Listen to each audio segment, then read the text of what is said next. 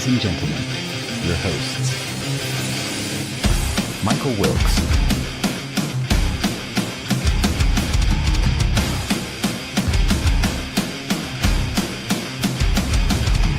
Angel Ortiz,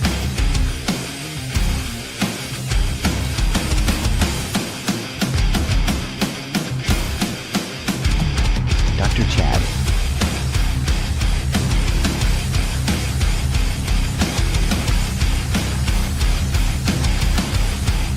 and Sam La Cavera.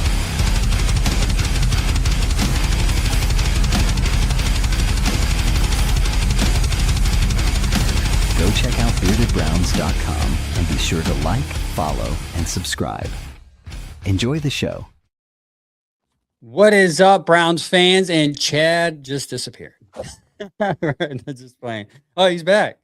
Hey, guys, it is Bearded Browns podcast, and we are here on this beautiful day, ready to talk the Cleveland Browns with you. Training camp, every camp, preseason game, football has started. Well, it started the Pro Bowl game, obviously, but it's starting for us this Saturday against the Bears. We're going to talk a little bit about that. But first, I must say, Mike, happy belated birthday, my friend. Thank you. Yeah. I'm glad I didn't forget to play the intro this week. So Yeah. first You don't time for look everything. a day older than yesterday. 60. Today. I look 60 today. No, Mike is a You got young the white 24. locks, man. He's Yeah. got, that's why he combed his hair to the side today. It's his belated birthday celebration show. You Yeah. wanted a little Remember break. that, Angel? Like 2 years ago, me and Angel always wore a hat on the show, and we had fans like or do something. And if we reached that amount of likes, we did a show hatless. Yeah, that was the last time I did that. That's the last time. No, I probably can do it again. It doesn't matter. I mean, people have seen me without hats before. They just don't know it's me. They're like, who are you? I'm like, Major. Oh, put a hat on. Then you know me. What's up, KP Young? Nonetheless, guys, we are here. We're going to talk about, I went to training camp today. Me and my brother went there. Someone gifted us some tickets, and it was a great experience. We're going to talk about that. What's up, James Frank, and the YouTube chat. It was an interesting. So you guys want me to just get into it right now? Yeah, let's get into it. For Right. sure. So here's the thing with the training camp. Like we talked about this a couple of times about the quarterback tracker. It is a fun thing for me personally to talk about because I think it's a coffee book. Like you talk about it over a couple of drinks, and it's something you don't take seriously. And today I got to see full experience why those words are true. Because though the stats and the statistics look good for certain quarterbacks, either Deshaun or Watson, doesn't matter. I still felt after leaving, my brother said, so what do you think? And I said, we're going to draft a quarterback next year. We just are. And I know fans are not going to want to hear that.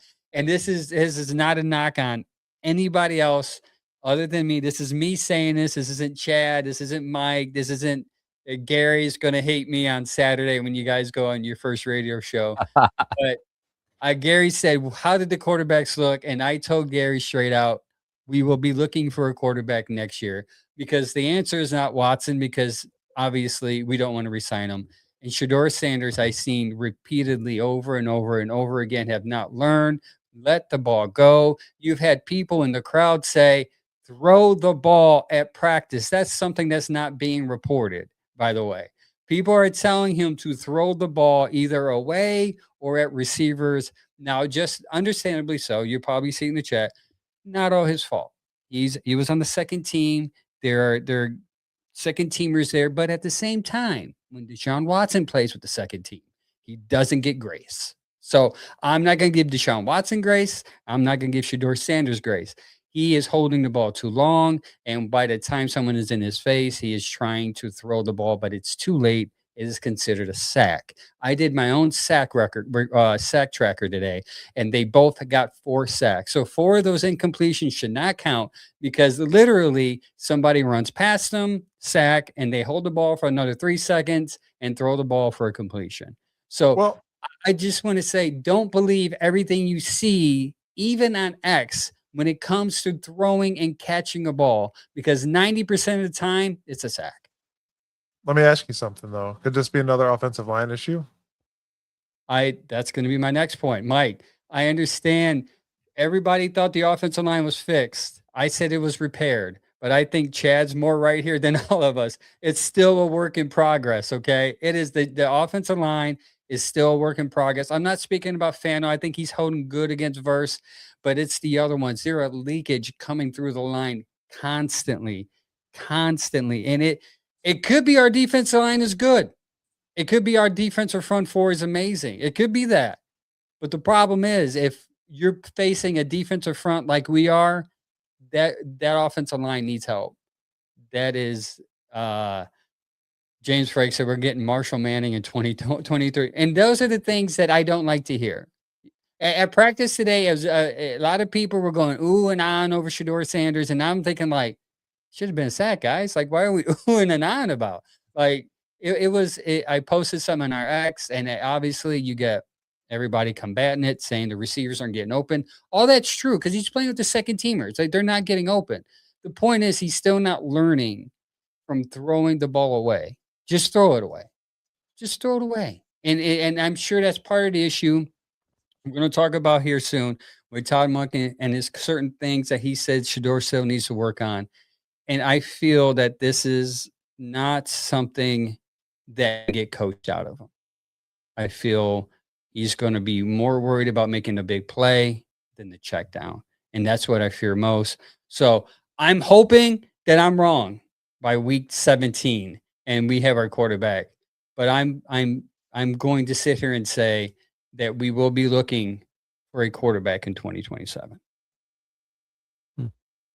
I'm not completely sold on that yet. Breaking news. Yeah, everyone's like, it's like great Angels starting to show up such a freaking Debbie Downer.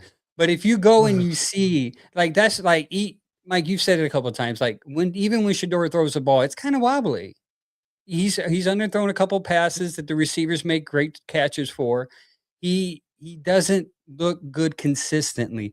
Now, where Watson does look good in is during operational plays when they're doing 11 on 11 and they're running drills, running plays. He does look more comfortable, and he should because he's a 10-year vet, right? Shedeur is still not there yet. There's still a lag of getting out of the huddle, setting the table as nonetheless, and then getting the playoff and saying hike, and then still that time. There's a mechanism in his mind where it's just running slow, and I don't know if he can get that to go quicker. That's what I have to say about the quarterbacks. But I good news. The ball? Yeah, he pats the ball, and I don't have a problem with patting the ball. I'd be on record for that. But you have good news is that Denzel Boston, that guy is everything but what you think he is when you see those tapes on X. Whatever video you see on X, times it by 10. That dude is always open. Him and Casey Concepcion is going to be a problem. The only problem is, hopefully we get a quarterback to throw him the ball. Because if we do, those two guys and that offense is going to look spectacular. That's why, in some ways, maybe I'm talking myself into this. Just start Shedeur. Let's see what he can do with this young core of offense that he has. And if he falls on his face, then we can say at least we tried. I mean, that's one philosophy, and I think that is what the most Browns fans and even media share. I think that's where most people are at. They're not interested in Watson. They, even whether they believe in Sanders or don't, or whether they're like cheering for him and like him, or they don't care, most people are on board with you with that. Is like, just put him out there and sink or swim. I just wonder if a head coach can think like that. Yeah, I don't think he is. He's not thinking sink or swim at this moment because I think no matter what, he's not going to sink. You're going to see glimpses of greatness out of him and his coaching and all that. But you're going to the Shedeur thing, the whole quarterback thing, is where it lies the problem, obviously. So while a lot of people are saying that he could be one and done, Todd Monken's one and done if he doesn't make success out of a quarterback's out of all 3 quarterbacks he had nothing to do with. He didn't draft Yeah. any of these guys. He's trying to make the best with what he's been given. And if you can't do that, then you are correct. We'll be drafting his quarterback next year. I think And what there's an argument that what you just said, like, it seems like Todd Monken does like Shedeur Sanders. I'm not saying Todd doesn't like. I think there's interest there, but I think I'm speaking for Coach Todd Monken, like I'm him. But it seems like he's like a parent who tells a kid that I can only tell you to do so much, and you're gonna have to eventually learn on your own. I think it's gonna get to that point where Todd's probably advocating for Shedeur, wants to get him to start the starting position. But he's like, I mean, if you can't get these things set up, if you can't get the offense set up, I just can't bring you out there. At least Watson could get us to there and then hike the ball, and then whatever happens, happens. But we'll see. Well, at least you're speaking for Monken and not Shedeur's cameraman speaking for other things. Speaking for his own guy, right? That's a His big content story this creator. week. Go ahead. No, So yeah, that's yeah. just such a big story this week that we talked about off the air is like voices around him that get a lot of recognition on the team talking about, other guys on the team. And what's interesting is where we disagreed was I don't think the Browns care about those guys, about those voices in terms of like Coach Monken or Andrew. But the players probably care, and I'm sure like the organization as a whole would rather that not happen. But I just wonder if it matters once we see these guys play. Yeah, That's you what I'm could. looking forward to. Sorry. No, you go ahead. Yeah, it's preseason, right? They're gonna tell maybe after game one, hopefully after that Bears game, they're gonna hopefully find out more of who's the. I guess I left training camp thinking like I don't think it matters who starts because I think the offensive line for the first, like we said consistently here, the first 4 or 5 weeks is going to be an issue. So I think those first 4 or 5 games is going to be difficult to win. And then you're prolonging this quarterback battle to where you're even now ruining the gelling of the quarterback receiver. So I think it'd be best in Todd Monken's interest just to name somebody and just let them get chemistry, let them get understanding of terminology, let them get just used to each other.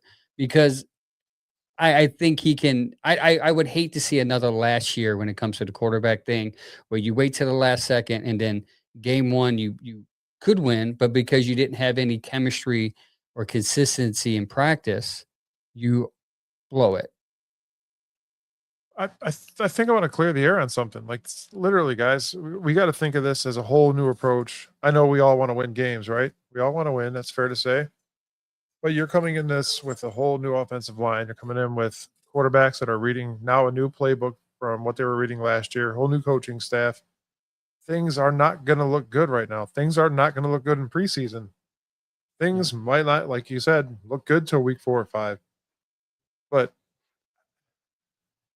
don't get your hopes up right away, but have hope for possibly big changes coming and possibly winning games soon. I mean, sooner than later would be better, clearly, but Yeah. the way things are looking right now, especially with the videos that we get and see, just aren't enough to make a decision for any of us. Honestly, like it's as it seems right now, it's all a tie for the quarterback situation. So That's a good point. And I came out there thinking that same way. It's like I don't see how people can say Deshaun Watson's ahead or Shedeur Sanders because I think there's so much of issues with them both. It's like a tie goes to the runner, and if you have a tie goes to the runner situation, just give it to the young guy and see if he develops. In my opinion. And that's where I stand with that. Because if for some reason Shedeur comes out and balls like we all would like him to, again, I'll say this every show. I don't care. Next year we won't have to worry about quarterback. And I mean, unless we get that doomed injury or something stupid, but I'm so sick of quarterback. I'm so sick of quarterback tracker. Get it? Yeah. So, So so my there's my this only bad rebuttal news. though, Go ahead. my only rebuttal to what Mike is saying is if Shedeur goes out there and balls, that's great. Has anybody seen anything yet that would suggest Shedeur is going to go out there and ball? That's where I'm at as far as like following this whole story. Like I would love that. I would love every one of our guys to go out there and ball, but like I'm waiting for some evidence to make me think that's even a likelihood. Like it could be possible, but I don't want possible. I want likely. Do you think if one of these guys weren't capable of doing the job, they'd go after another veteran like they did Joe Flacco? Somebody's capable. No, I think they're resting. I think they're going to try to figure out if Shador's a guy. If not, they're gonna play whoever, and they're going to say these guy is not the guy. Our guy is going to be next year. Whatever quarterback we can get, we're going to get next year. That's just my take. And Bad News Brown says overall on YouTube says overall Shador has been better, been the better, more consistent quarterback, and we all see that. How? We don't How? see anything. If you're not Yeah. at training camp every day, you don't see it. That's the point of me starting to show the way I did. What you're seeing is a mirage. Because what you're seeing is somebody on X posting a video of him throwing a pretty ball. But what you're missing is the fact that two DBs ran past him way before he even let that ball go. No, I'm not blaming that on Shedeur. Again, it could be an offensive line issue, but the fact that he has not learned to get rid of the ball and he's looking for the big. Now, maybe Todd Monken says throw the ball long anyways, regardless, just finish the play. Maybe we're not privy to that information. I can only go based upon what I've seen. And the balls have been wobbly. He underthrew Tillman That's big not time. Tillman had something to to make a play brush on it. over, Angel. I don't remember last year seeing the ball thrown the way it's thrown this year. It's odd because the one thing we could count on is when he released the ball, it looked pretty, it floated, it was a spiral. It's weird. This year, I've seen a ton of them, and I have to, like, rewind the video to see who actually threw it. Like, is that Gabriel or who or Green? Who threw that? And I was like, shocked. Or even Watson, because I've seen Watson throw terrible balls here. But Yeah. the amount of times I've rewinded because I was like, "Is that Sanders?" And it ends up being this weird wobbly throw. It's gotta be them trying to rework his mechanics, and it's just not, like, there yet because his ball looks worse now to me than last year in the limited footage I've seen. It's Yeah, I weird. don't get when people say that Shador looks better so far at camp. If you're not there, you're not seeing it. That's why it's weird. Like Zach Jackson would tell you Shador Sanders look horrible, while this other person tells you it's perception, right? So maybe they're looking at Shador differently, or they have different expectations. Like Shador does have some improvement. Like I do see there's some improvement there, but overall, I think him holding the ball, not being aware yet, is all concerning to me, which is what I'm looking for. Letting go of the ball under 3 seconds is something I'm hoping he does. End game operation, something he struggled with today. Now Watson's arm doesn't look as strong as it used to. It just doesn't. He's still not having. Occasionally, we'll see as I saw a zip on the ball, but it's not as consistent. So maybe that's I don't I feel bad for Todd, man, because Miss Todd Monken's gonna. I don't think he's gonna, regardless of who he picks. It's not gonna be pretty this year. Yeah, which is a Unfortunately. bummer. A bummer I reality check, Angel. You can follow him at Akron Jackson. No, no. Sorry, Mike. No, I don't this want to bum sounds a you lot out. like what Zach Jackson has been saying about camp for a month. Is people are saying Shedeur looks good. People are saying Watson looks better. Really, they both look bad, and that's why a lot of people want to start Shedeur because if they both look bad, then play the young guy. That's the philosophy I hear. And again, when people say like Shedeur has had the better camp, I've heard more from the sources I actually believe what Angel's saying, and it's that neither have been better. In fact, if anything, I've heard Watson has looked stronger the last week and looked better in the spring, and Shedeur looked better in June. But right now is the real football with the most 11 on 11s, the most padded practices, the most install. So that's where I see this reality that it's leaning towards Watson. And you guys have to tell me what you make of this. We now have a head coach last year and this year. We now had last year's quarterback coach, and now we have a GM who have all brought up specifically how important it is to understand the pre-snap, understand how to get the playoff in the huddle, understand like quick reading the defense, understanding the film room. And that's just not something you hear in every camp. And they're saying that to us for a reason.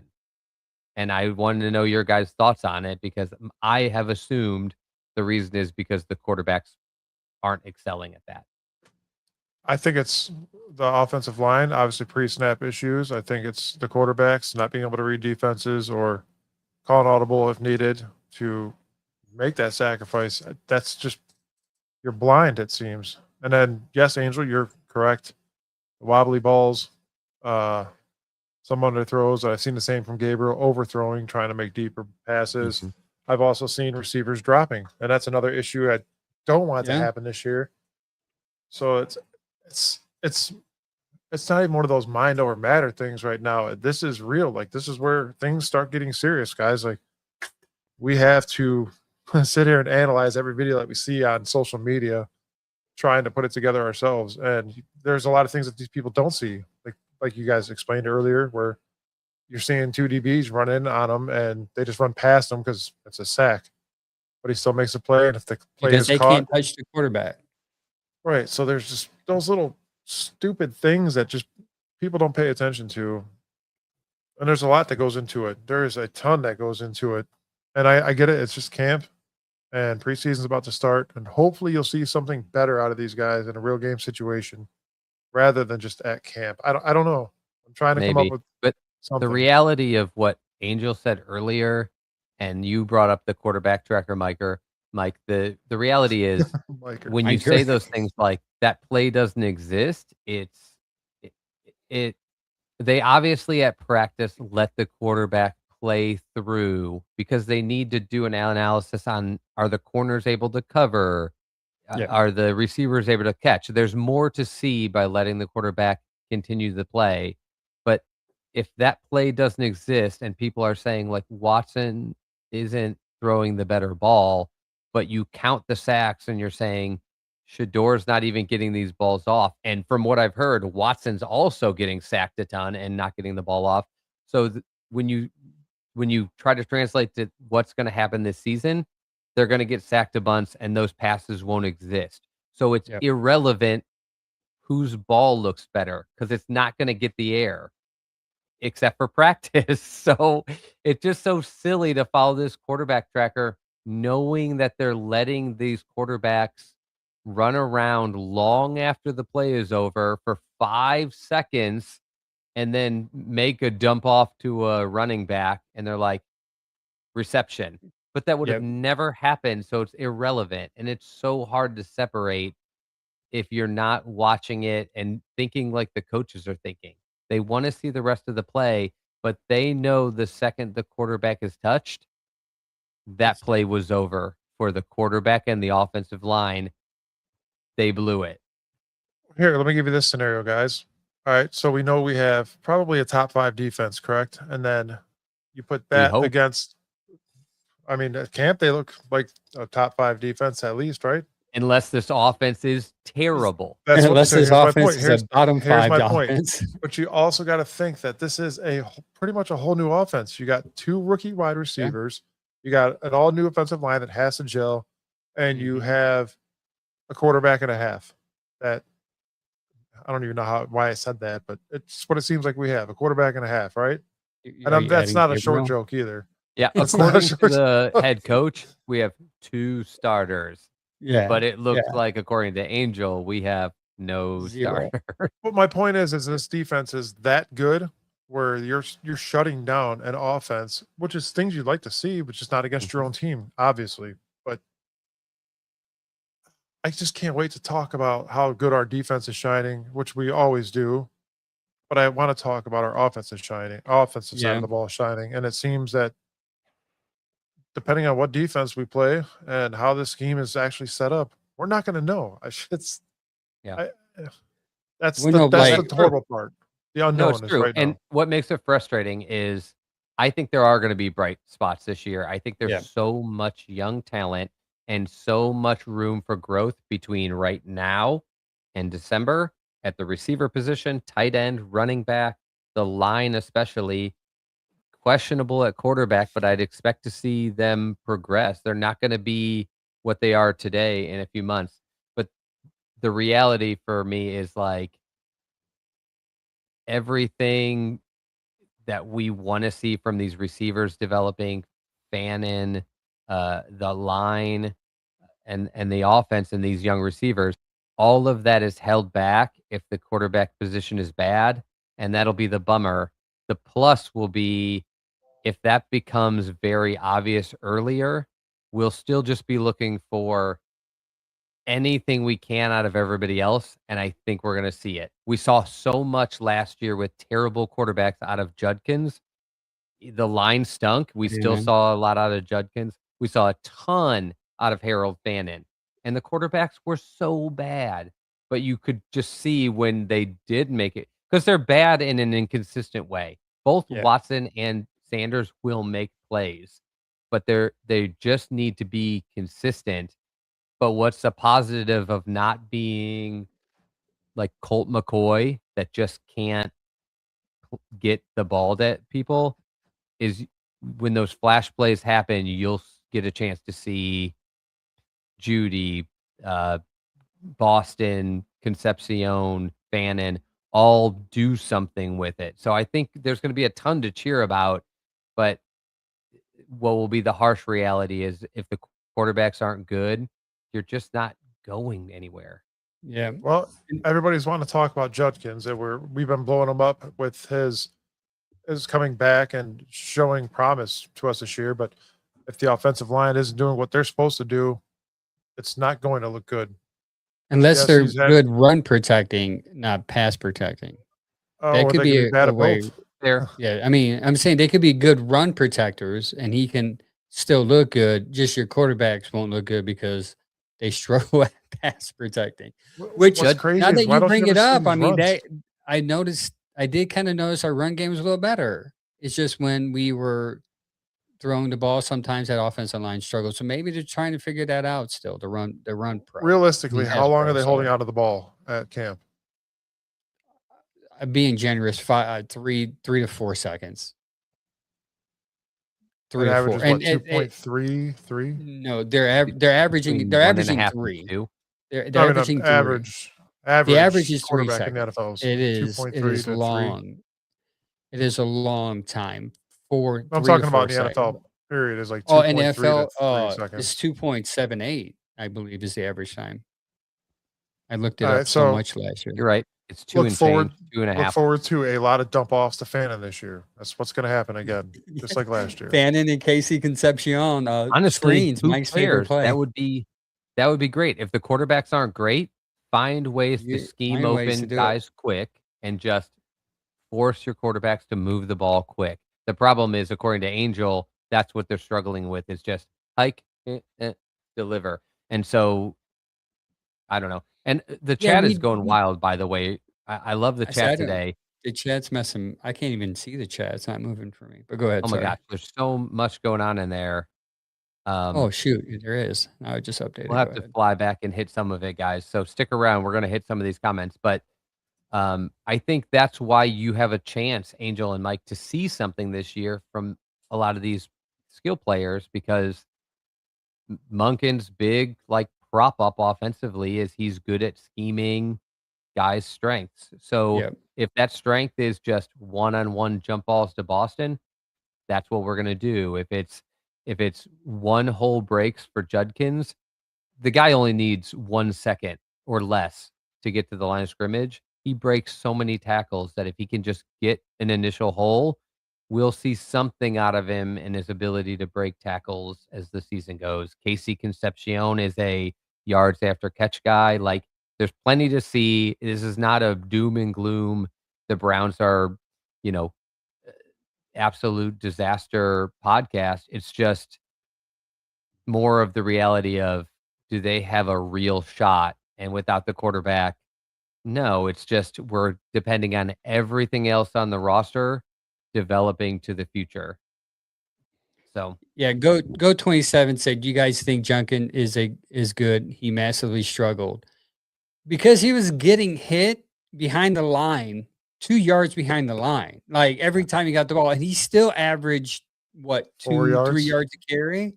Like, so, and there's a statistic I was saying for weeks that he was getting hit 2 yards behind the line, but then after contact, he averaged another 3 yards. So, I mean, right. when you have a horrible line like we did last year, you're going to struggle. It's not his fault. And that's why I like advanced analytics, because when you have a situation like that, you can look to, okay, he's not getting any yards, so how do we grade him? And the most important grade for him, if your line sucks, is yards after contact. Because if you average 3.6 yards after contact, which I think he did, to your point, if that contact starts 2 yards after the line of scrimmage, you're going to average 5.6 yards a carry. And that is Yeah. awesome. Huge. So it's like you just have to look at the stats that fit the situation that the players are in. And that's what we're going to have to do again this year. And it infuriates everybody, but you have to, because there's no other way to grade when a team is bad except for looking at some of the individual like analytics. You really can't. Yes, I'm not going to sit there and point it out now because you pretty much have a whole new offense. You got a whole new offensive coaching staff. You got a whole new, like, this stuff doesn't happen overnight. Everywhere. going to. Everybody's new.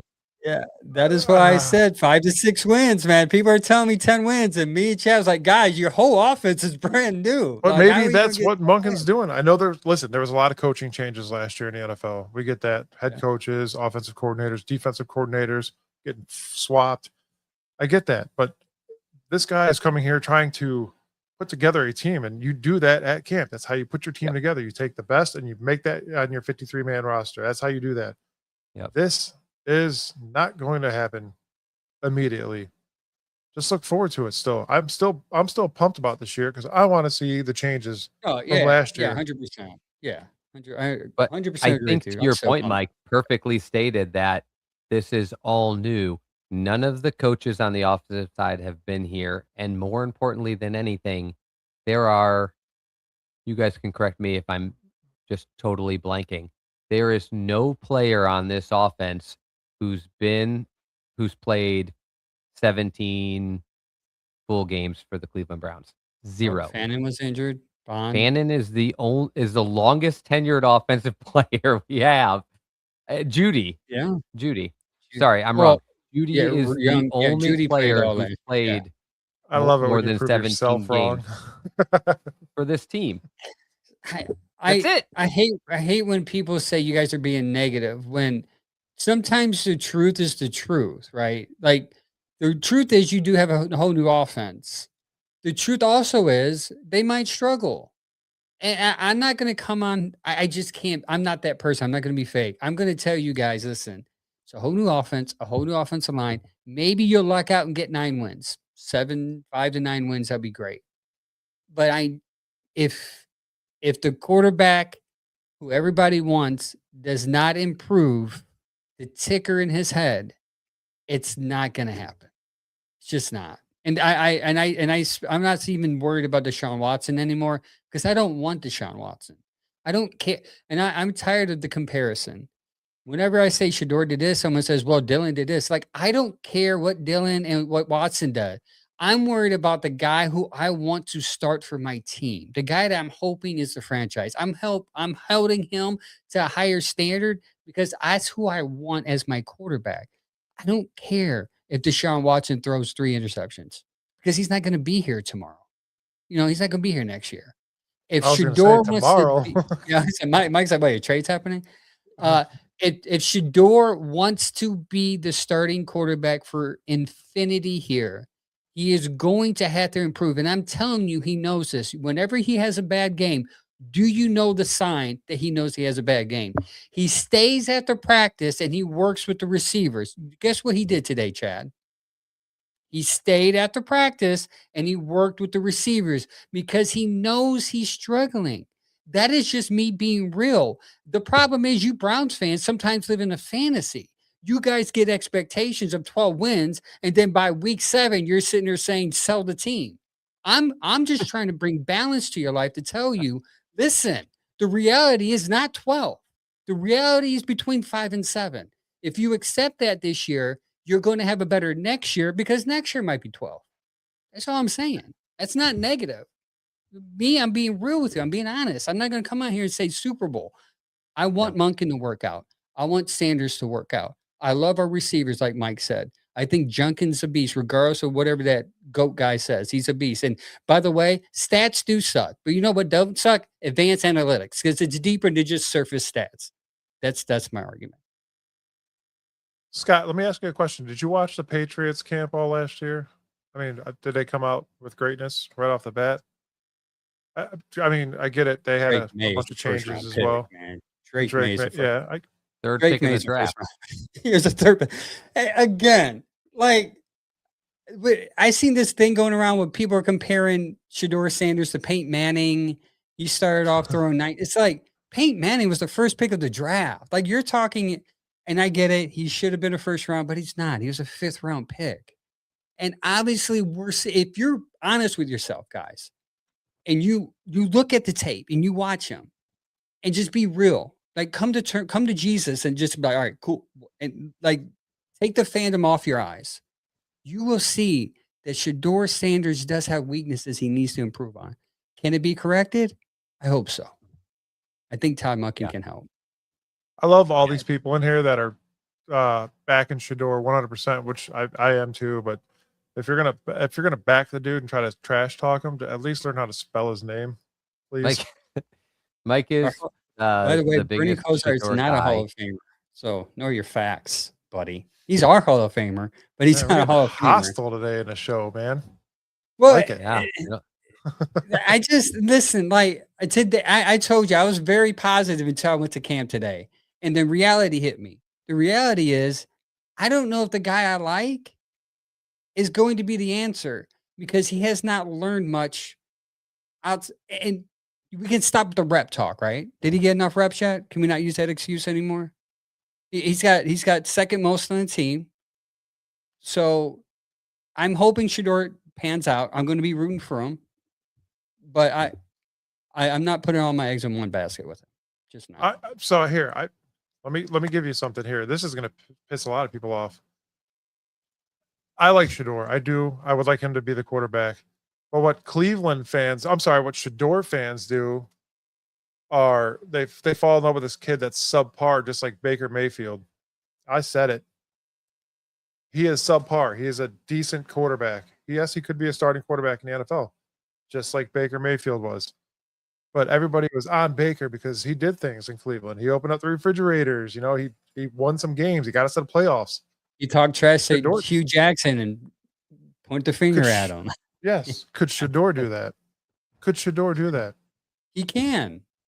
He can, but he's not going to be Drake May. And here's my difference, though, because I'm okay if he's not Drake May. He was a 5th round pick. You got him for almost free.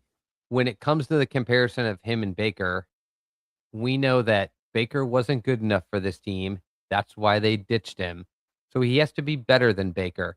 And Baker came onto a team that had no wins, like 1 win in 2 years, and he immediately won 7 games, broke a touchdown record that had been in place since Peyton Manning.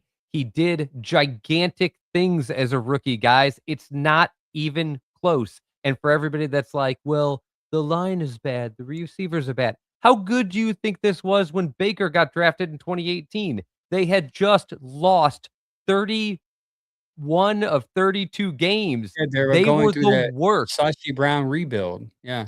Yeah, they were Adjustments. terrible. They were losing on purpose. They cut all their veterans. They brought in all young guys and then like one or two guys in free agency. It was a bad team, but you still saw Baker do first round things from day one. Guess how many reps he had before that Jets game that he won?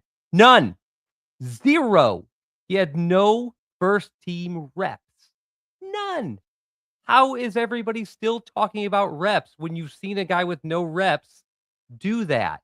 If he's got it, he can do it. I'm not saying that Sanders has no future, he won't get improved. I'm not saying Deshaun Watson has no chance. But when they get out there, you got to see it. The guys have got to stop like expecting the line is going to be perfect and the receivers will be perfect. Just go out there and show us something. Baker didn't win 12 games as a rookie. He won 7, but he showed something consistently. He threw more touchdowns than interceptions. He got like great passes. He found his lead receivers. He was constantly doing positive things more than negative things. So that's all I really want to see before we start propping a guy up. At least to your point, like, sure, a lot of people got a little too high on Baker, Mike, but they saw something. Like, we need to see something besides like a flash play. That's my point. Yeah. I mean, obviously you brought the Bucks to a playoff win, but where's your $50 million contract at? Because what do the Bucks see? What do the Browns see? And listen, guys, I want Shedeur to start. I legit want Shedeur to start, and I want him to do well. I very much want that. But I am trying to make a valid point. Cleveland fans, you guys make it even harder for everybody in the long run. And I'm a Cleveland fan, so yeah, I'm making it harder. What I'm trying to say here is it's just take a step back and let reality smack you. Let it do something because it's not going to work. You guys are going to complain and complain and complain all year long, like we are, right? We're all complaining right now. Let's get it out, gentlemen. Yeah. Just I agree. I just think your point is valid, Mike. And for being like the most positive guy on the show, I think the big thing I ask people is you can be as positive as you want. You can be as hopeful as you want. But I see so many people, to what you said, that get their hopes so far up that they're absolutely crushed when it doesn't work out. And we've been telling them the whole time, proceed with caution. There's a lot of need for growth before this team can be good. And then when the season's 8 games in and they're 2-6, they're freaking out like Angel said, like sell the team, cut everybody, blah, blah, blah, tank now. And it's like that flip is what bothers me. And the flip is more harsh when people have unrealistic expectations. If you just go in with realistic expectations, you won't get such an emotional flip. let me ask the fans something. Hey, who won that last Cincinnati Bengals game against the Browns?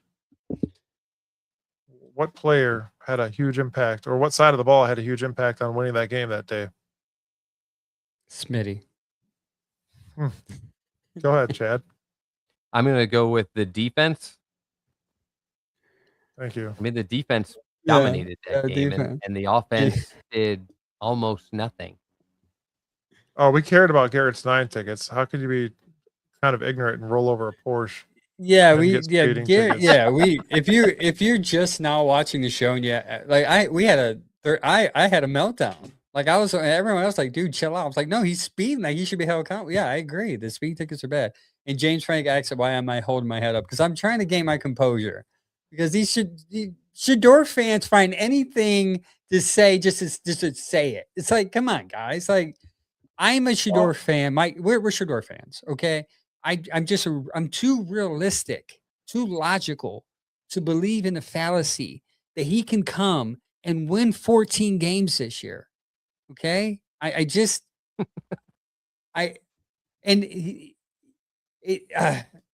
can't. I I want to hit I Bad I News love you Brown. guys. He said, "Listen, we see something that y'all don't.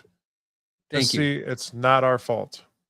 Yeah, no, you do. I see moments, and I'll tell you, I see moments, but sometimes those moments are overcome by things that he does consistently that he hasn't broken up yet. And someone just said he tied Joe Burrow's passing record as a rookie. Yeah, he did it against the worst defense in the league. Oh, his Like, single game record? yeah, like come That's on. specifically why I said we need to see consistent good things like Baker Mayfield, not just Yes. one flash. Danny. Like, If you okay, no, again, stats don't matter until you want to bring up a stat to prove your guy's good. Like, make it make sense, guys. You guys are just in the chat saying stats are stupid. Now all of a sudden you're like, I'm gonna bring up a stat to show you that Shedeur is good. Be consistent. That's the problem. You're not consistent, so you like a quarterback that's not consistent. Like, make it make sense, guys.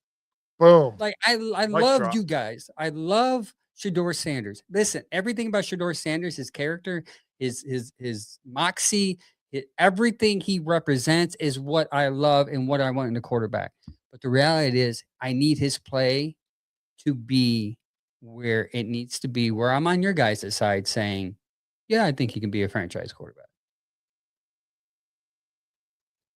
And I do respect all you guys' opinions. I'm not saying you guys are wrong. I don't, your opinions are right. That's your opinion. You see something better than I can see in Shedeur Sanders right now. Now, maybe in 3 weeks, I'm going to change. I just came from training camp. I'm a little negative right now. So maybe by week 1, I'm going to say Shedeur Sanders is Joe Burrow. Like, we'll see though. I hope. That's the hope. thing is we all hope. We're just waiting for it though. And I just feel like people are like, well, if you hope hard enough, it'll come true. But Yeah, that's and you not bring up a good point. the case. It's always going to be an excuse why with him, isn't it? The line isn't good. The receivers drop the ball. The coach sucks. There's always going to be an excuse. Is it eventually going to be Shedeur Sanders' fault? That is that is what I am starting to think of. Now that I'm speaking this out with you guys, like at some point, guys, we're going to have to say maybe Shedeur isn't who we thought he was. And it's not right now. I'm not saying that now. But there's going to come a time that if that time comes, we're all going to have my wife come in here and have a therapy session. And we're all just going to have to work it out and cry it out as Browns fans. And she won't charge you because I'll like, you do it for me, babe. I got some Browns fans out here that just have to accept reality and we'll work through it. But until then, I'm going to still root for the kid. And I'm that's what's crazy for me. So obviously Chad makes fun of me for having some hope the last 2 years since he's been a part of the show. I And always am such a jerk about hope. but this year he really didn't. Like, he kind of acknowledged the fact that there is some sense of like hope. There is a little, or even Chad, I believe, right? I mean, you got Yeah, some in there's there. so much to look at on this team that's positive. That's why I'm thrown off that people are so reluctant to acknowledge that there could be any negative, because of course there's going to be. yeah. Uh, this Andrew, did this you want to go this on record saying the Titans are pure? The this Titans has offense was and statistically, if I can bring up stats now, they were. If you go, who was the worst defense in the league in Google, they would tell you they were one of the bottom 5 defenses that were worse in the league. Just saying. And yes, somebody who just said that you just don't make it to the NFL by accident. Well, then why aren't we advocating for Dylan Gabriel? I mean, he No. made the NFL. He was drafted higher than Shedeur Sanders. Why aren't we advocating for him? I mean, you just don't make the NFL by accident. You Like, make you the guys NFL by this being good is at what drives me college. crazy. It's like You you make guys the NFL by You make the NFL by being good at college, but we know from all of this time watching football that it doesn't always translate. College becomes I agree with you. irrelevant. Bad news. I do think bad news, Brown. I agree with you. Kevin had a lot to do with last year. That is why I'm giving Shedeur this year because I think Monken can help. But what I saw at training camp, I think it's going to take longer than I anticipated. Yeah. I'm over the Kevin crap because we're hearing all of the same messaging from Andrew Berry and Monken this year. that we were hearing from Kevin when people were saying that Kevin was trying to like Doesn't like him. sabotage Shedeur, which meanwhile, I've never seen so much work put into sabotaging a guy. I don't know who comes in early to do one-on-ones every single day of practice to sabotage a guy.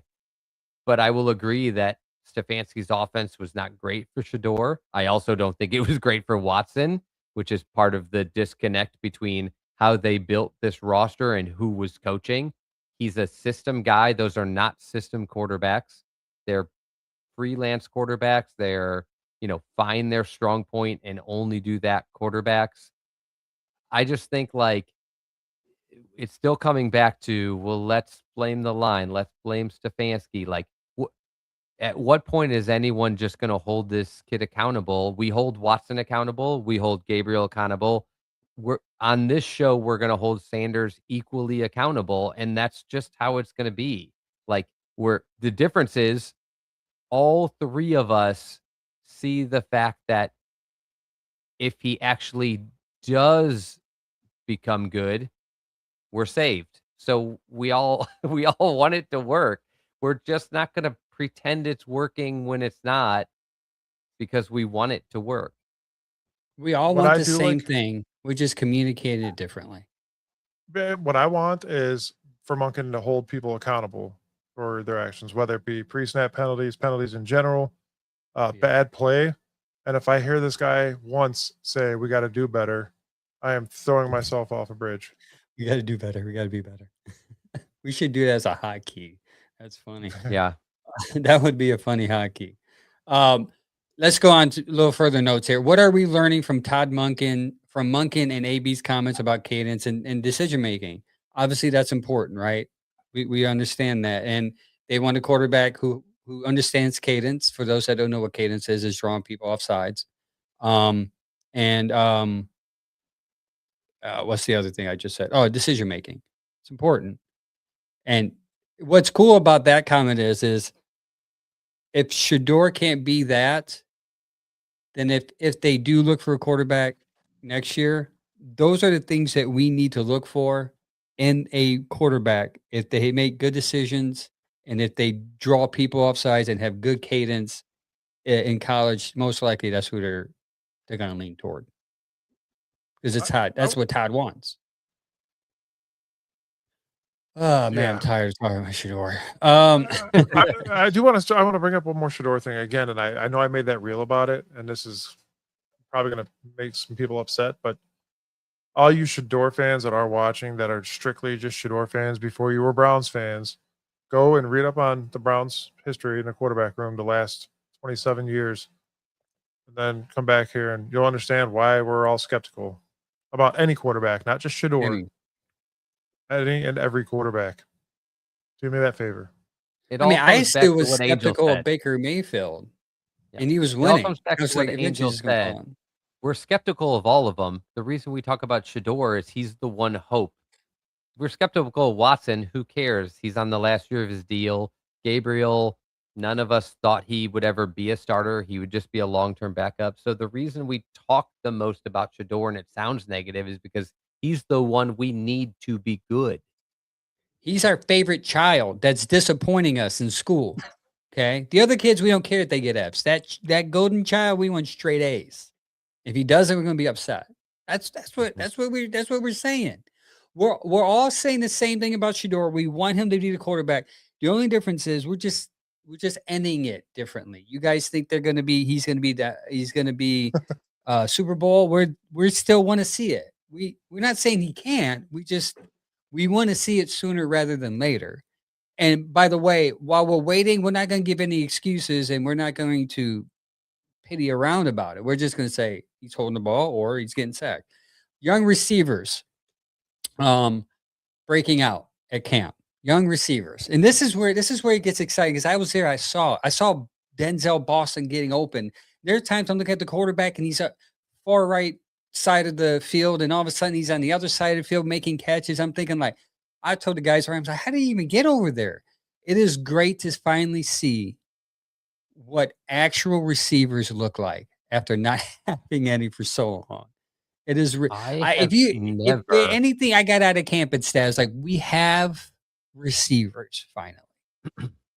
I have never heard more consistent praise from so many different outlets in Browns camp for an offensive player as I have for Denzel Boston. And that doesn't mean he'll be the best ever. I mean, you're competing with guys like Nick Chubb, but like the last time I remember people looking at a Browns player in camp and saying like he just stands out every play was Josh Gordon. And that was Yep. so long ago.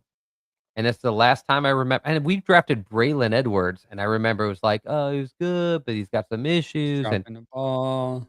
Denzel Michigan. Boston has been just lights out from every source, and that's so exciting. And then over the last week, I've finally seen so much positive stuff about Casey Concepcion, which is exactly what we predicted earlier. Is until the pads go on and they start hitting and competing, you might not see him stand out. And it looks like as soon as they started, he's standing out again. Yeah, I honestly do remember Sam being super, super high on Denzel Boston, and it worked. He's like, watch, guys, I'm gonna tell you, dude. And he's right so far. And He that's loved something it. I'm excited to see too. A taller wide receiver that can catch the ball, that'll go up for the ball. My only concern is that dude's reach so far right now is so incredible. I just don't want injury to happen. And that's the only downfall. I don't want him to go up high for a pass, get hit, come down wrong, and that's his season. That's my only gripe. Other than that, man, and Casey Concepcion, I would love to see. I don't know why you guys don't want him in slot. A little guy that can run fast, run post quick, get the ball in the midfield, not afraid to get the ball at all in the middle of the field. Will do whatever he's got to do to get that ball as well. And then yards after catch. It sounds a lot like Boston is stepping into the X position, and the coaches sound like they're going to want to move around Concepcion and Judy, and then the next guy up is Bond. I even saw Tillman made a couple plays in camp this week, but like it really is going to be like, okay, you got a deep threat in Bond, and he's apparently gotten better at all of the other aspects of receiving, and then you've got Boston just blowing it out of the water, and then Concepcion just looks like he's coming on hot. Judy has had a really weird camp. There's been a bunch of clips that I've seen that I didn't like, but I think this coaching staff is set on moving him around. They've already said it publicly, and you just don't say stuff like that probably if you're not going to do it, because it's just giving away something people are going to find out anyway. But that's how he was best here. In 2024, when he was actually good, they were moving him into the slot like 35% of the time. Yeah, So I just that's posted the only that. reason I don't want Casey stuck in the slot, is because I want them both to be able to move. Yeah, I get Yeah. that. And one thing I am excited to see Bond too, man. Like a full year off season. He got acclimated last year. He's coming off his rookie year, and that kid's going to Gained be like incredible. 15 pounds too. I've seen They him gained make muscle. some incredible catches too. So it's looking forward to that. So Casey Concepcion last year, where he was slot driven at NC State, went to Texas Tech, Texas A&M, sorry, and his slot drop rate dropped to 35%, where 65 of his percent was played outside at Texas A&M. So I can see what Chad just brought up. I actually, weirdly enough, looked up his information this morning while waiting for an account to open up. That Jerry Jeudy in 2024 played the slot 34% of the time. Last year, it dropped to 13%. So, and the Gotta move him slot is around. where, yeah, you got to move him around. I don't think he's a true X. I thought maybe they thought to themselves, oh, he got 1,200 yards last year. It's great base year. Let's move him to a one. Nah, I think I would not be surprised. And I've read articles, there's some people slowly writing about it's coming up now that Judy's been playing in the slot and Casey Concepcion has been playing wide receiver too. So don't be surprised and I could see, like Chad just brought up, you could see them switching back and forth just to confuse the defense, which I think would be a brilliant move by Todd Monken. By the way, you get value out of Jerry Jeudy if that happens, because you're not relying on him getting 90 balls thrown to him like in 2024. You're limiting the drops by not throwing it to him. But if he's open, Let's pray. Let's pray that he catches it, because if not, He's people are on going to the riot. team. The best thing to do is just find a way to make him productive. I think a lot of people are like, well, just trade him or cut him because he was bad last year. That's not how football teams get better. It's not. What you do is you find a way to make him better. Yeah, even like in 2024, he played everywhere. I didn't break it down enough because I too much breakdown, it gets boring. But I mean, he even played a little bit backfield. I think there's like 5 or 6 snaps when he was in the backfield, even in 2024. So I think moving him around might increase his potential. I'm looking forward to a big season this year for Judy as well. He's only 27 years old, guys. He's still got some in the tank for sure. I'd say another 2 or 3 good years out of him. Maybe not even as a Brown, but I've seen some of him doing workouts. Yeah, I saw that comment. Chad, read that last. Read Kenny's comment.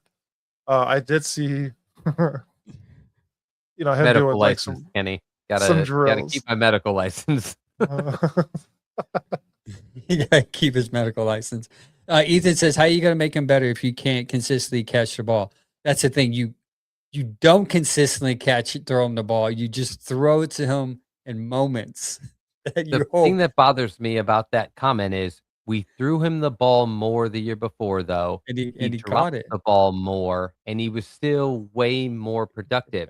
So if he drops 14 balls and gets 1,300 yards, great. If he drops 10 balls but gets 600 yards, that sucks. So, like, the drops were not the problem. The lack of productivity, just like an interception is not a problem. A quarterback can throw 15 interceptions in a season. If he threw 45 touchdowns, but you can't Jared Goff. you can't throw for 10 interceptions and 6 touchdowns. Like, you just have to make him productive. It's not like he drops every ball, guys. Like, he gets 64 passes his way and he drops 10. That sucks.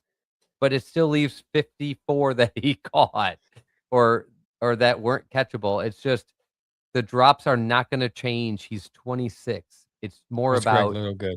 find out what he actually can do and do that. I feel like whenever you stick up for a player fans don't like, they feel like you want him to stay on the team. So let me clarify this. We don't want Judy to stay on the team outside of his contract years. But He's we're here, saying if though. he's on the team, why not just use him? That's what we're saying. We're not saying throw him out. We're just saying just add him, put him in the position to succeed. 2024 is a good blueprint. Even though he dropped 10 balls and made the Pro Bowl, everybody was hopeful for 2025 when he came here. When he came back the next year, people was like, Jerry Judy's a receiver 1. He's going to make the Pro Bowl again. Only to be disappointed because maybe it wasn't him. You got to Just think. Veteran Joe Flacco was throwing to him that year. Yeah, but Joe Flacco's no super. It's not like Wait, anybody's no, like, that was well, Joe Winston. Flacco Jameis just makes Winston was receivers. throwing to him. Winston was throwing to him. Yeah, it's Jameis Winston. That's right. Jameis. And for the better argument, like bulk of his yards did come like out of 3 to 4 game stretch. I mean, there's smoke and mirrors there, but Which the is point's the much point. better though when you're not depending on him week in and week out. And this Exactly. year they're hoping not to have to. So acting like, oh, if Jerry Judy at $16 million a year isn't a number 1 receiver, he has no role. Yeah, he could be your 3rd receiver and he could be a friggin' really good wide receiver 3.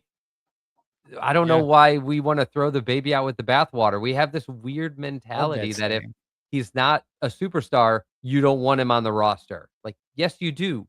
You want as many good players as you can. You want a guy that used to be your number 1 option to be your number 3 option. That means you're getting better. So, like, yeah, keep him around until he's not worth the money anymore. But yeah, don't I'll count say on him. this.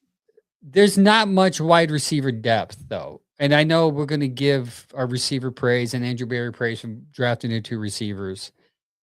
After those 3, you get to Bond and then Luke Florio, and then you got Talon. What's that guy's name from Baltimore? We got Taylor Wallace. Wallace, yes, yeah, right. Wallace.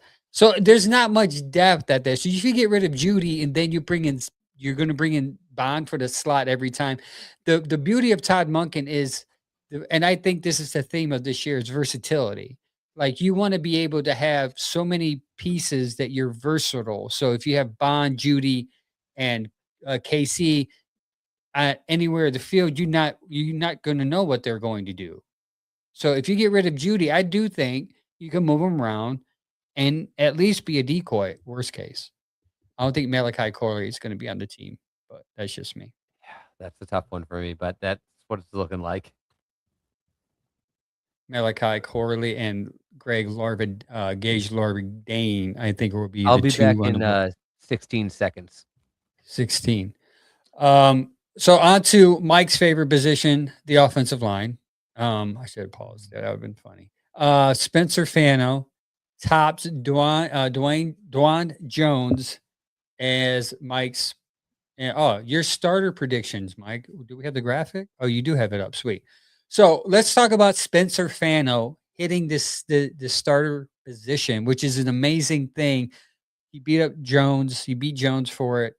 He's the left tackle, which we kind of figured that was going to happen. But it's pretty cool for him have him get it.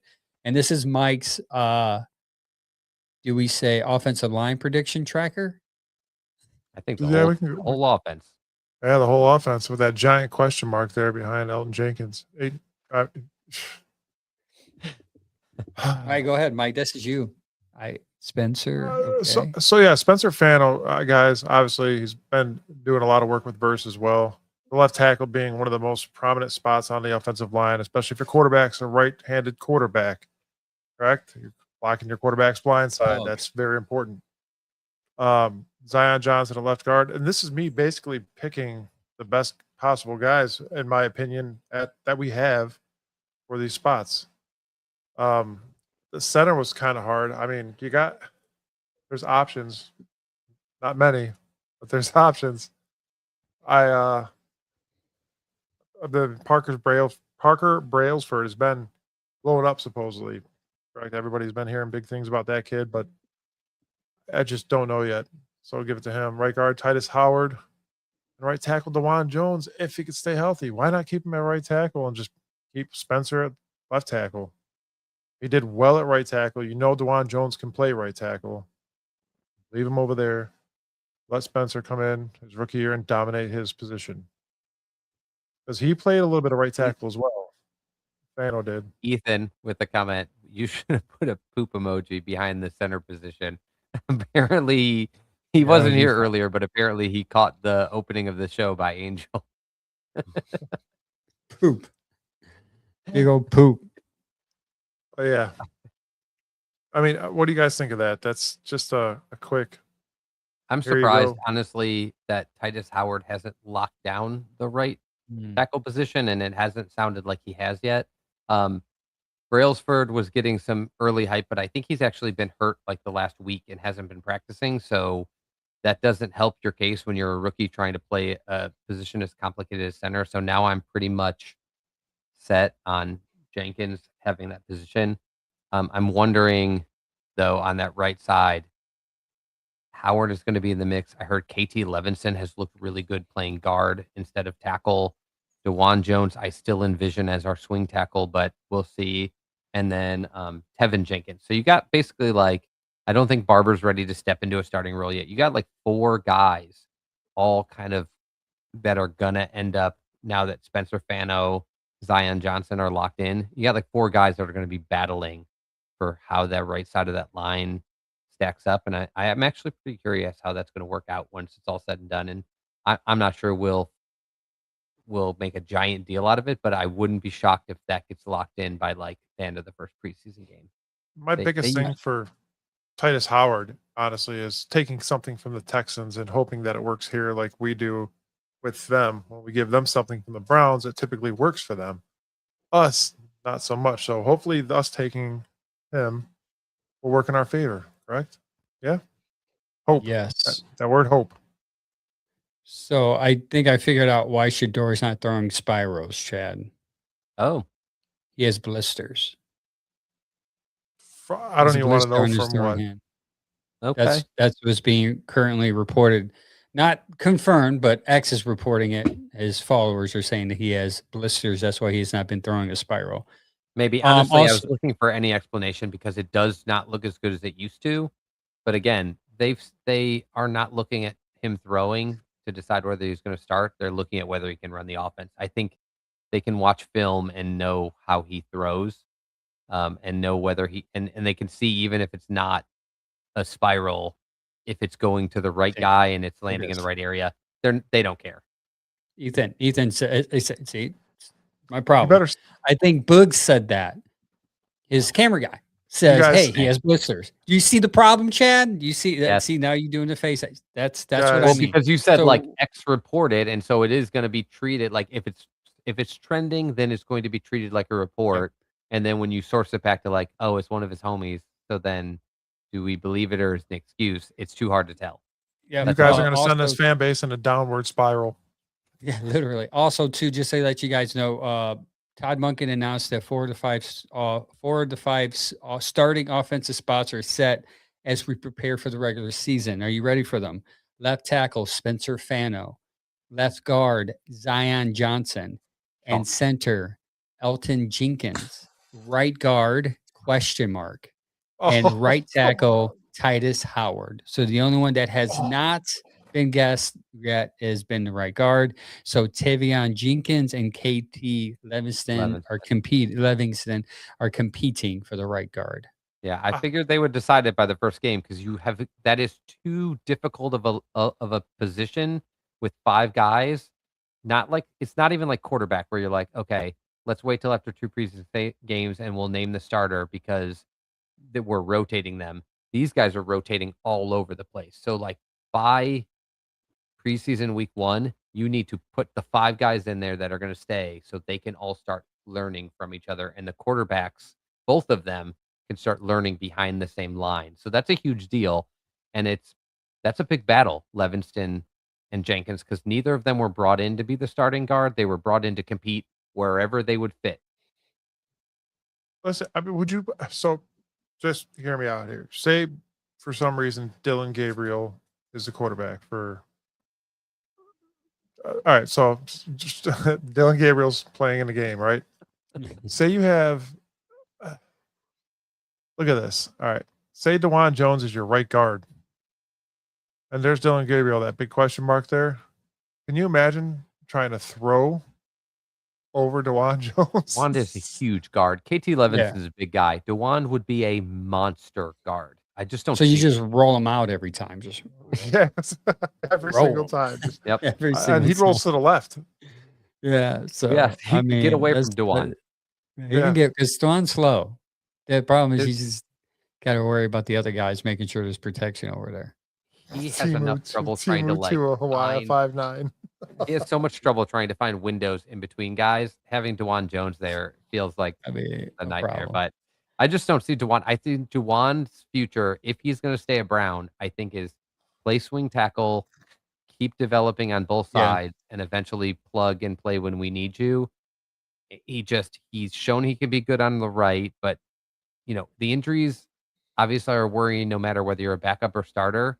But if you're not counted on every week, the injuries become less of an issue. And the longer he goes from his past series of injuries without having to deal with another one, the better. So I'm all for that. I really think it'll be exactly what you said. Like it's Livingston or Tevin Jenkins. And honestly, I would feel comfortable with either. I think the line will take a long time, like 2 months, to get their crap together. I still think they are in a better position than last year's line, where it was old guys who didn't care, constantly getting injured and rotating. This should look more like an upward line, whereas last year they started shaky and they got worse and worse and worse until they took out some of these older guys and replaced them. And that's when it finally stabilized in maybe like December. Like, How does Rancha know I played hockey? That's crazy. Yeah, people know about Okay. him, dude. 3 rich white boys. Rich? Head. Dude, if I was rich, I would not be doing a podcast right now. If I was Bro, rich, we're from Cleveland. I would be. I don't know. If I was rich, I wouldn't be. Actually, I probably would be doing If I was rich, I wouldn't have to be getting up at 3 a.m. to go to work. Like that's no rich. And then be honest with you, that was a racist comment. But let's not talk It's about definitely that. a racist comment, which makes me laugh because obviously that translates to, would I bet he's a Sanders stan? Yes. Is there anybody who grew up richer than that kid? Not many. Not What me. are you talking about? I just turned 41 years old yesterday. If I were rich, I wouldn't be this gray. Yeah, you'll be like, I'll have if I was rich, I'll have a hair transplant. I mean, I wouldn't be wearing a hat. I wouldn't be shaving my head bald. If I was, I'll be going to Turkey or Turkish, wherever you get those hair transplants at. I didn't want to go to Brazil and get those ones that like could mess up and you get an infection, you get brain it. I'll be going to get the legit done. I'll be having locks like Turkey. Mike's beard. Turkey. Okay. We're heading to just Turkey. in case I hit the lottery, I know where to go now. That's just so mean. Gosh, man, it hurt my feelings, man. Defense is still dominating and getting interceptions. By the way, I want to declare this right now. Interceptions on this team is the new sacks. So if you don't see a high rate of sacks this year, though I think you are, you're going to see not as high. I do think we're going to see our fair share of turnovers that we did not see with Jim Schwartz. Mike Rutenberg leading the way. I think you're going to see a lot more turnovers on the defensive side of the ball, which are going to be great. You've seen it at camp, and obviously we talked about that earlier, where you're playing against pretty much a new offense against I'm going to say a pretty elite defense. So, I mean, if you could convert turnovers could win games. Time of possession could win games. There's a lot of things that could win games, ladies and gentlemen, and defense is one of them. If you could put more than 16 points. And you have struggling quarterbacks, getting them the ball in good field position and getting them the ball early and often will be huge. I have said all along I expect a drop on the defense, especially to start the season, but in no way do I think this defense is in the wrong direction. I think I'm just wondering how long it will take for everything to gel together, and I'm worried about the depth. But if this team is healthy, this defense can be really nasty. You're right as long about as, the depth. We don't lose a cornerback or defensive lineman. Yeah, we can be just really said it. nasty. Yeah. If we can get 3 pick sixes a game, we'd be all right. We'll win every game. 21 points. You're right about depth at corner. I think the Browns lost another guy at corner. I didn't see any updates, but another backup. Yeah, he's out. Yeah. So one of the things we said in the beginning, Angel, what are you worried about? Corner depth and linebacker depth. And so far, even defensive tackle, like Mason Graham didn't play a lot today, and I saw Collins on the sideline still. So Paul's been out all week. Yeah, Collins has been all year. I've been out of the loop the last day and a half, guys, as you know that, but I'm here just to give my opinion. Yeah. And by the way, I should have corrected that young man or woman. I am half Puerto Rican, not just white. So white boy. That's just what a white boy would say. Off. You're way off. Can you tell by the beard? Yeah. Yeah. So next up, the Bears preseason game this Saturday. Strongsville Browns backers are having like this little thing. I thought about going, but then I said to myself, I probably will go. Actually, I was going to try to talk myself out of it. Because I don't want to get YouTube TV and watch that. So I don't want to pay like $80-$90. I might just start going to Browns backer up the street there and watch the preseason game. What do we expect? You think Watson's going to be on the radio? I expect that. Yes, from 9 to 10:30 a.m. on Saturday. Will you guys be doing the pregame then? We're going to be doing a pregame. Yeah, WOBL. It's 107.7 FM and 1320 AM. And then you could also go to WOBLradio.com and you can listen anywhere in the world to the show. Yeah, so you guys are still doing 9 to 10:30. You guys aren't going to do anything leading up to the game. I think this one might be leading up to the game. I'm not sure. It all depends on what the Guardians are doing and all that as well. So Guardians, like, come on, guys, who cares about the Guardian? This is football town, dog. Yeah, tune in. I'll be tuning in. I'll probably call in actually. If you want to leave a voicemail, go to our email, our website, and hit that corner, and then you can go and leave us a voicemail for the show. Get played. You can get played. Angel and my ancestors came here on the same boat.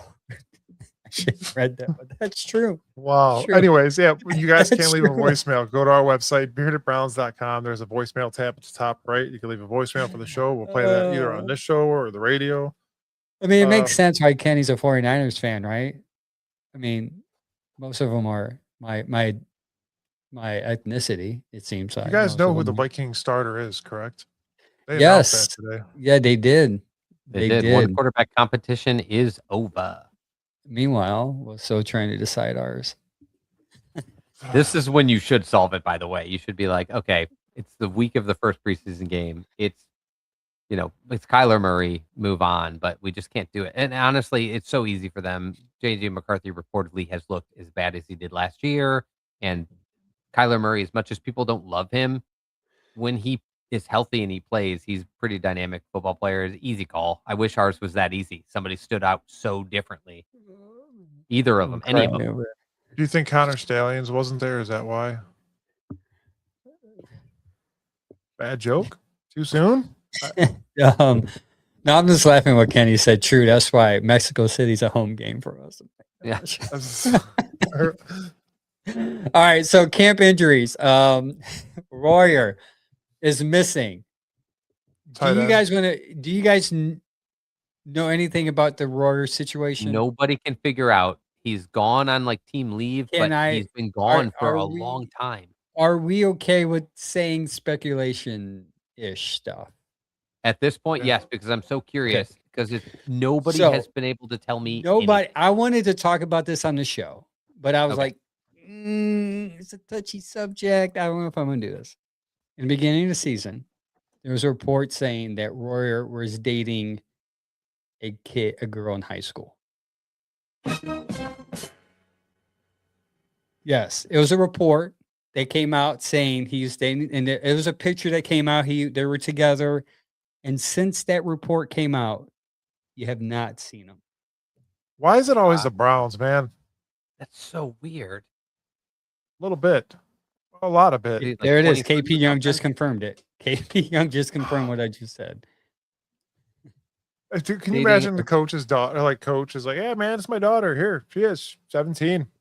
So someone from Cincinnati's coach, the daughter of that coach who was in high school, they were dating. Wow. That is my take. Is like maybe they found out. Maybe, but it seems like there's more to. Almost like, is there going to be some kind of like legal matter, or is there going to be something more? And they're like, separate yourself until you get this figured out. Because like that's why they're not saying it's an injury. That's why they're not saying anything else. That's like I saw it like week 1 of rookie camp came out, and I'm like, man, I want to talk about this story, but I don't want to be the one to bring it up. I was hoping when you guys would kind of be like, hey, you seen this story? And then I would be like, hey, yeah, let's talk about it. But yeah. And I assumed it was not an injury because it's been so quiet. And if it was just an injury, they'd be like, it's a hamstring. He's out, whatever. Yeah. I assumed it was legal troubles of some sort. This is more like avoid a media circus and just get him out of camp. Yeah, KP said that they've been friends for a while and have a bond. She's 18 now, but at the time she was 16. Okay. I mean, it's still weird, but whatever. I guess whatever. Solve your stuff. That was your Browns rumor for today. Schwarzenegger's still missing a lot of time. They really are not talked about that as to why. No, it's been quiet. It's been quiet. Jack Stoll, a Hall. So Mike Hall gets hit by Junkins, falls to the ground, and has been gone since. Did I miss something? Wait, Mike Hall's been gone since? Yeah. Yes. I don't know. I can't confirm that's when he's been gone since, but he's been out for like several practices now. It looked like in that video where Junkins laid him out, he grabbed his wrist. Yeah. Yeah, that's what I saw. But before Junkins did it looked like this is what I was talking about with Mike in the video. It looks like he contacts the offensive lineman and then he disengages and he grabs his wrist and then Judkins laid him out. And I'm like, if Judkins saw that, like I would actually be kind of pissed at Judkins. Like he did get yelled at by the coach. Yeah. And people were like propping it up. And I was like, I get it. But if you look closer and he's like holding something, and you see a teammate like slouched over holding something, and you blast him. Wrong team, guys. Save it for a game. But it Oh, looked that like he he's did like hurt hurt. something then. That Kind of a make or sucks. break year for him because Yeah. he's been on and off. He's been in and out of the lineup with injuries. He's also been like pretty sporadic with like a couple explosive plays, but then just flashes, but then disappears for huge chunks of time. And like you just aren't going to make a team consistently by being flashy. You got to be consistent, and like he's not. He hasn't been at all. And so for him, if he can't, they've been letting older linemen leave for the last 2 seasons. I think in anticipation of the young guys that are here, that's going to kill him if he Yep. can't get out there. Yeah, I agree. What is this? Somebody. Oh yeah. Kenny says, I don't know if you just talked about this because I wasn't here, but is Judkins going to face any suspension for what happened? And that question is no. I think that's all Yeah. done and sealed. So No, we're I good think on it was that. just like I said, I don't even know if he saw it. I think he just might have come around and been like, "Oh, easy target. I'm going to deplete this guy." But like he doesn't need to do that in this team. That's something like a backup needs to do, or like that's what you worry about in preseason. Why you worry about playing your starters because you're worried about like a guy's trying to like show a big explosive play and he'll take a shot at somebody. So, but I don't think it was like he didn't like try to take him out. I can't tell if you realized that he was hurt, it looked like before he hit him, but it makes it a much less impressive hit when the guy's like hunched over. It looks like he's dying. Well, that's why when I saw it, I sent it to you guys immediately. I was like, "Whoa, dude!" And then Yeah, it was you're a big like, hit. But I'm all, no." me, like the PT brain, like I'm always just looking and I was like, ooh, I see like an injury happening before the hit. Oh, you're always looking at body parts. I'm always looking at body parts. Odd is. Tight end Jack Stahl's hurt. Is that in the notes, right? Yep. All right, bringing Joker back. Zinter is gone. Obviously, what a surprise! Zinter's Yeah, obviously. got it. And I mean, he's hurt. Obviously, he got carted off, but Yeah. like after how bad he was as a rookie, or I mean, after he didn't do anything as a rookie, after how bad he was last year, if he gets carted off this year and he goes out injured, like he's going into his contract year next year, and he will have never played any meaningful football. This might be it for him. And they've redone the whole line, and they have a bunch of future draft picks. Like Zach Zinter is another guy that like Mike Hall, another early draft pick that might just literally because of injuries never amount to anything. Yeah. Andrew Berry might have to start like revamping the injury concerns of the guys he picks. Yes. I don't know if it's a trend yet, but it's worth looking at. You guys probably don't know about this, but I posted on our X. Alex Wright hurt his hand during first team reps today. Has not been seen since. There's been no update. I'm looking for it, right? Yep, no update. So Alex Wright hurt his hand. I looked over and my brother was like, "Who's that?" And I thought it was Delpit at first, but then he stood up. I was like, "No, that's right." And he's holding his hand. The trainers were kind of like wrapping it, touching his hand, and he was in pain, grimacing.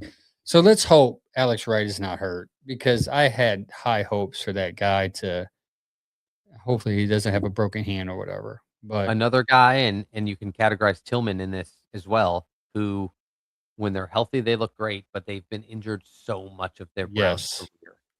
Yeah, Like, we there's talked just a about that in the handful of these bleachers. guys and they redid the medical staff like I forget like 2 years ago. So anything before that you might have to, squash. But the reality is there's just this list of Andrew Berry guys, as good as he's drafted the last 2 years. There's just this list of Berry guys who have not been able to stay healthy, and it makes you wonder if they revamped the way they're looking at these draft picks. Yeah. Yeah, well, that's it, man. Bubble Jenkins, we just talked about him. They're going to be competing for that right guard. D'Angelo Russell. That was today, right? Was that the one that someone got hurt today? You just said D'Angelo his Ross name. went down today. He's like Ross. Yeah, he's been stepping in at third or like fourth. nickel corner. Yeah.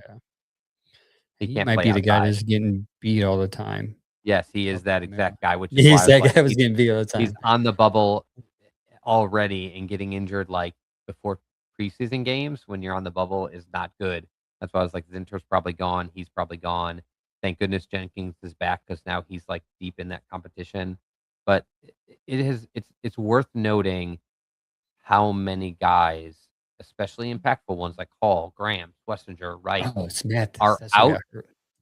are out and missing a really critical part of camp. Hopefully, a lot of it's minor, but like there hasn't been a major injury in camp to anybody that matters yet. So like it's very rare to come out of camp with none of those. So get ready. Speaking of critical, Mathis we got had hurt this- today, by the way. who It's did? another corner. Mathis. That's who got hurt Oh. today. Okay. Yep. So just So scrap him up. Get ready ahead, for sorry, them to Mike. start bringing in random tight ends and corners just off the scrap heap just to get bodies. Right? You played hockey. You're white. You want to go out there and play tight end? I'm down. Is that I'm because 6'6". You can't play corner 275 because you're white. pounds. You probably can play Yeah. offensive line. Can I try to kick? You could try to kick. I mean, We were supposed you to have a do beard. that. I'm just- I forget who that person is already, but you should also let them know that I'm short. That doesn't help. That doesn't help. We Speaking of should critical, plan though, a we day to do that though, for real. That's a good idea. Yeah, I agree. We'll talk. speaking of critical, our time has to be pretty much squished down to an immediate time at the end of shows now because radio. Since we're all big time white dudes and whatnot, we have Rich. to and millionaires, rich white dudes, yeah. But we are going to end the show. And again, thank you guys for joining us tonight. Thanks for all the comments. Thanks for blowing it up. Make sure you guys all like, subscribe, and share. Angel.